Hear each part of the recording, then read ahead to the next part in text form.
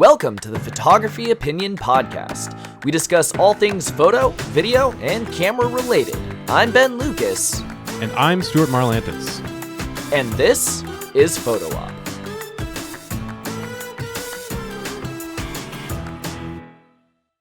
Hello, podcast listeners. This is Photo Op Podcast, and we are on episode 30. This is very exciting, which means we've been doing this for quite some time now. So we wanted to bring you something that was new and relevant and newsworthy, because I know you're not tired of news and current events just yet.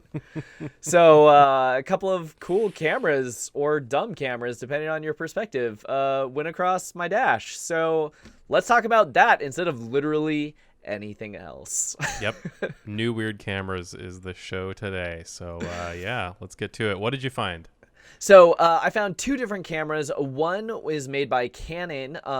This is the first one that popped up a couple weeks ago. It is the Canon Powershot Zoom. It basically looks like a monocular, which is half a binocular, and it's a camera, essentially. So this is a very weird and niche thing, and I thought it was interesting, but I didn't really feel like dedicating a whole episode to it until this week. I saw another weird camera come across my feed, and it was made by Zeiss. It is the Zeiss ZX1. So this is a Zeiss point-and-shoot camera, except that it runs on Android, and it has Lightroom built into the camera body. So what do you think about these two weird cameras?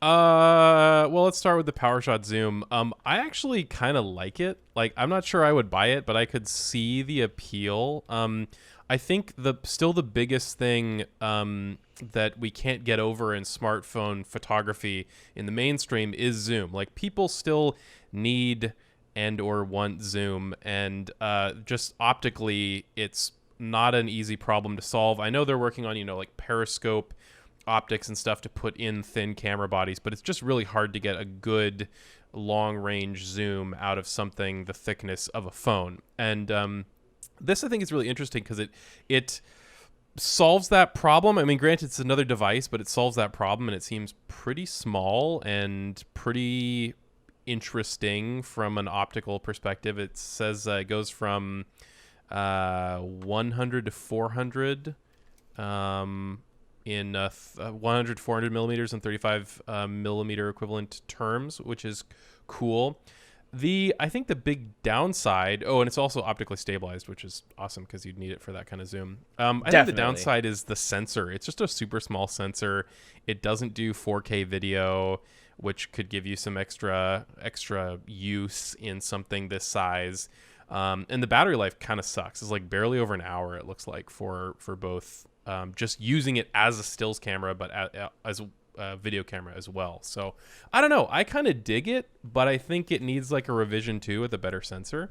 And this could be kind of an interesting companion to like a GoPro potentially, with those kind of smaller camera uses. Yeah, I mean, this one feels like, there is a user in mind. Mm-hmm. I'm not that user, and that's okay, but at least they had someone in mind. So that's why I was like, this is interesting. I'll kind of just kick that around. But the one that came out this week, the Zeiss point-and-shoot camera that has Lightroom built in. Yeah. This one feels like they had no users in mind. No. I know that a lot more photography is getting, into the phone photography type stuff. Mm-hmm. And when you shoot something on your phone, you have those things built in because you have Lightroom or Snapseed or whatever other editor of choice. And then you can shoot it, you can edit it, and you can upload it all from the same device. So I think that's where they were going with this, except, hey, why don't we just do better? But it kind of reminded me of a failed camera from eons ago. Do you remember the Lytro? Oh, yeah, I remember the Lytro. That little rectangle, basically, of a camera. Or at least the first one was. So for those of you who aren't familiar, Lytro, Lytro, I think I spelled that one right. Yep. The Lytro was a camera that looked like a tube of lipstick. And the special thing about this camera is it used a different way of like sensing the field. So it uses it used a sensor light field rather than a plain sensor, so you could change your focus later in post, which, hey, cool, interesting. And so that came out 2011, 2012, something like that. And I remember having a discussion about this where I told people, this is really cool. It's an interesting piece of tech. It's a very useless camera that will see no market. And people are like, oh, why are you being such a hater? This is super cool. I'm like, okay, prove me wrong. What can you legitimately do like in the field with this piece of tech? And then several years later, the company went under. 2015, the company went under because no one wanted it and no one could figure out what to do with this cool piece of tech.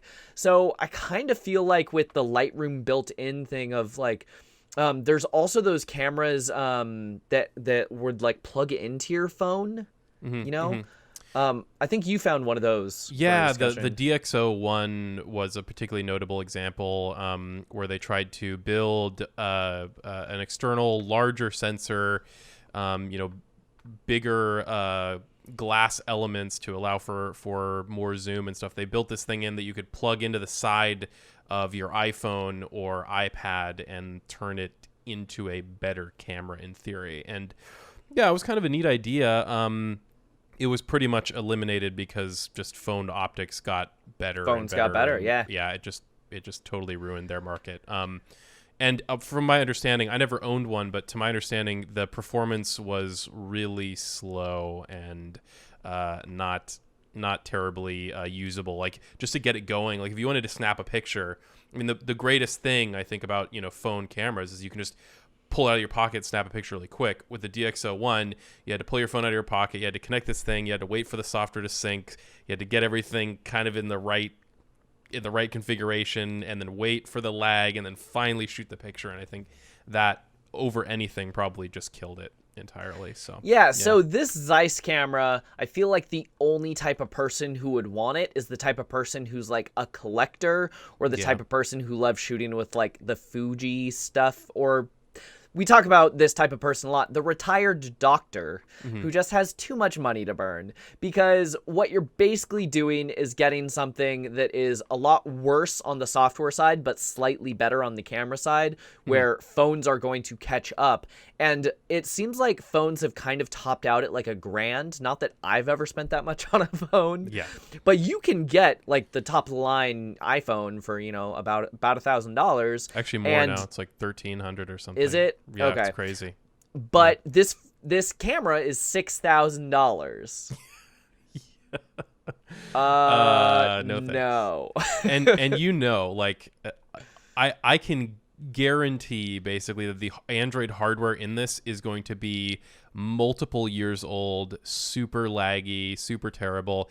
I just don't see most modern cameras now, even DSLRs, have pretty decent phone transfer capabilities. Like if you're buying a new camera, buy a new good camera and just use its built-in capability to transfer it to your phone or tablet if you really want to edit in Lightroom Mobile.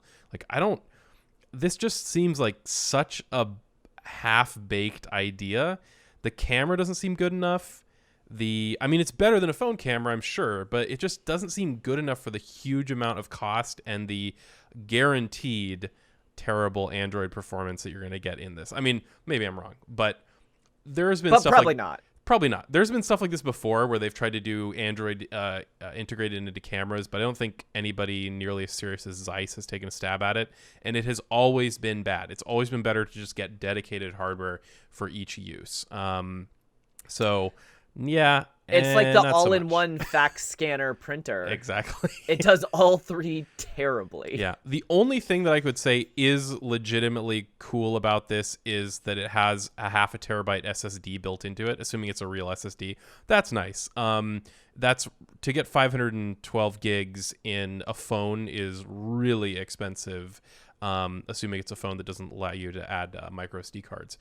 So that's cool, but that's like the only thing that I think is nice about it. Well, at 40 megapixel RAW and 4K video, like, you kind of need it. Yeah, you need it. You need it. So it's nice that they didn't give you, like 32 or 64 gig, some insultingly low number, and then charge you for essentially proprietary micro SD cards or proprietary SSDs. That all proprietary storage mediums are just so bad in general. They have killed multiple products. So at least they're not doing that. That's the one good thing I can say about it. So these kind of weird, interesting cameras, they popped across my desk, and the first thing that I think is like, that's interesting. The second thing I think is, that's kind of useless. Why would anyone want to buy this? And then I see the price tag, and I'm like, I'm definitely not buying it. Yeah. But I think some of these cameras are more interesting in the fact of like, this product will not sell, this product will not do anything, but this product will inspire another product that will make it kind of cool. Like when iPods came onto the scene, they weren't the first MP3 player, but they're the first people to like find a unique and interesting thing about it and do it really well. Yeah. Like I remember my MP3 player was a user interface nightmare back in the day. And then Apple came around and like fixed it. So I think maybe this camera is not the camera, but maybe it's like a stepping stone to integrating cool type of stuff in. I don't know. Maybe not. Yeah. The thing that I think is still intriguing to me is integrating phone or cameras into phones instead of phones into cameras, if that makes any sense. Like, there have been a couple, different half-hearted attempts at putting better camera hardware in phones. It's primarily a phone, but you can add another camera to it, or it has modules. What was the one that had like plates. 18 lenses or whatever in the front? Oh yeah, okay. So that was the Light L16. That was really strange. Basically, it had a whole bunch of. They were just phone sensors. They were smartphone sensors at the end of the day on the back of it in this huge array with different zoom levels and slightly different sizes so they and were resolutions. all fixed lenses, so that way you could still get it into a phone. But they had a wide angle one and a medium one and a super telephoto one and like all different levels.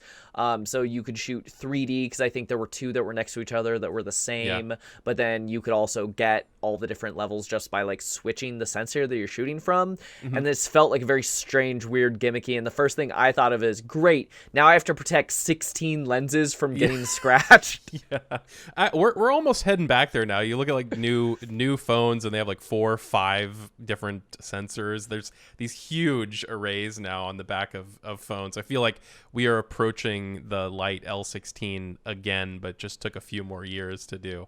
But yeah, it was again an interesting idea. They did this funky like processing thing where you could make really large high resolution images by combining a bunch of the different sensors together. Ultimately, from what I understand, again, I didn't buy one. They were really expensive for what it was at the time, in my opinion. It just didn't perform. Like, if it had performed how they marketed it, then it might have actually had I might have actually had some fans. It might have been able to be sustained, but the performance just wasn't there. And a lot of their like stitching and stuff just wasn't very good. So it got closer, I feel like, to a real useful thing, or at least a platform that they could sell to smartphone manufacturers. I think that's really what they were going for at the end of the day. Is this the camera itself was just a, hey, this is what we can do. Hire us to build the camera arrays for your phone. And it just didn't perform well enough for people to bother. I feel a little bit bad for them. They seem more like they were ahead of their time than they were really, totally off in left field. It just was a little too early, I think. Because a lot of that stuff is still happening today, is being built into phones today. It was just a little too early. Yeah, like kind of with the Lytro thing of that was kind of off the mark versus too early. Yeah. Are there times that I wish I could change the focus? Yes, absolutely. That would be incredible when it focuses on the nose, then I want it on the eye, and just being able to shift that a little bit. That would be amazing. But I don't want the camera to be able to supersede every other function and quality mark just so I can have that. Yeah, 100%. Even with the Illum, which was like their kind of DSLR attempt, the resolution was still so bad. I mean that I realize the technology in it is from a technological standpoint really interesting and cool and something different, like these whole micro lens arrays. Oh yeah, when I first started talking about it, I was telling people like, prove me wrong. Yeah, I'm very excited to see where this goes, and everyone called me a hater, and then it didn't go anywhere. I'm like, no one proved me wrong. Like technologically, if you could take a Canon or a Sony or a Nikon or an existing DSLR and add one of these micro lens arrays and not lose on any of the quality or features of a DSLR, cool, that would be interesting. But obviously you can't do that. Like, the tech doesn't really cross pollinate. But Not if you yet, could do anyway. that, I'd be interested. But right now it's like not yet, anyway. And they failed. So I mean, there's still a German company I found that's making these type of cameras, but for like scientific and research purposes. So they have a market that is known that they're catering specifically to. But as far as a open public product for these kind of light field cameras, well, I'm not my my Panasonic camera that I just bought does something fake like that, where you can take a photo, but what it actually does is it takes like 30 photos and it racks the focus as it's taking them, and then you can switch between them by choosing your focal point, which you tap on the thing and it'll basically rack the focus to whatever that photo was in the set, and you can export that. So that's kind of a like, okay, I see where we're going here. The only problem with that is good luck shooting like a skateboarder or a wedding or kids. Yeah, with like sufficiently fast exposures, you could probably do this in software with more traditional technology, but you'd have to, like, obviously you run into issues there with exposures being way too quick and not good enough. So or the subject moving as the exposures are happening. Yeah, unless the exposures are all at like, a 10,000th of a second or something. So yeah, it's an interesting idea. It just didn't pan out, unfortunately. But yeah, so that's basically our episode today. We're just bringing you some new and interesting news. So I hope this news is better than all the other news in your news feed this week. So something interesting happening in the world of cameras. Maybe it'll go somewhere, maybe it won't. Do you want to buy one of these absurdly expensive monstrosities? Or what kind of cool things do you wish could be added to your DSLR? Like, because it'll probably happen. So leave a comment with what feature that is completely random and crazy, like adding Lightroom directly into the back of your camera. What feature do you wish your camera had? Leave a comment, and love to hear it. Yeah, or heck, if you have any cool, weird cameras that you like or have coveted in the past, and you want to share that, we would love to hear them, because there's been a lot of attempts over the years at something different. Nothing's really caught on, but there's been a lot of attempts. So if you've got something that you really enjoyed or thought was cool, then definitely share that with us as well. We'd love to see that kind of stuff. So thank you guys so much for listening, and we will come back at you next week with something new and interesting and hopefully topical. So thanks so much, and we'll see you then. See you next time. If you have questions or ideas for future episodes, you can email us at hello@photo-op.show. Watch us on Ben's YouTube channel at NomCreative. As in Om Nom Nom. Share this with a friend, and you can listen to Photo Op anywhere podcasts are sold. Or download it. 'Cause it's free.